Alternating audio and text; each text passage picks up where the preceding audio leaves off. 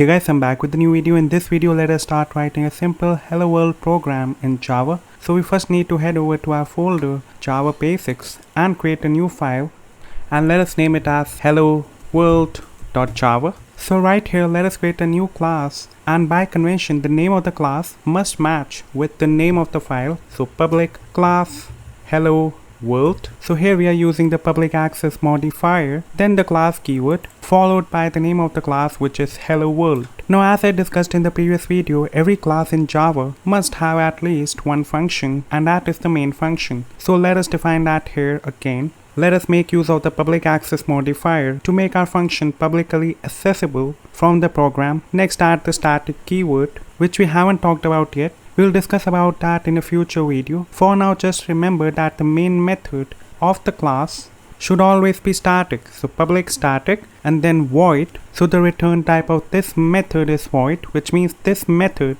is not going to return a value. And then the name of the function, and inside the parenthesis we have one parameter for this function, so we can use this parameter to pass arguments to our main function. So it is string array args. Now right inside the curly braces of the main method we write our code. So let us write some code here to print hello world to the console. So here we are going to use the system class in Java, and on the system class we have an out field which has a type of print stream.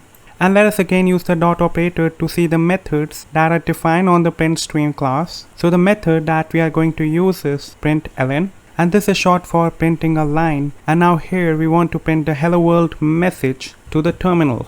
So this hello world message is a string that defines a sequence of characters. So now we are done with our first program. Now to execute it, head over to the terminal and make sure that you are in the correct folder. So cd java basics, and then run the command java c hello world.java to compile the code. And to finally execute the code, we need to run the command java hello world, and you can see the result being logged to the terminal. So this was all I wanted to cover in this video. If you liked the video, do give it a thumbs up or comment down below if you have any query. Don't forget to subscribe to the channel, and let's catch up in the next one.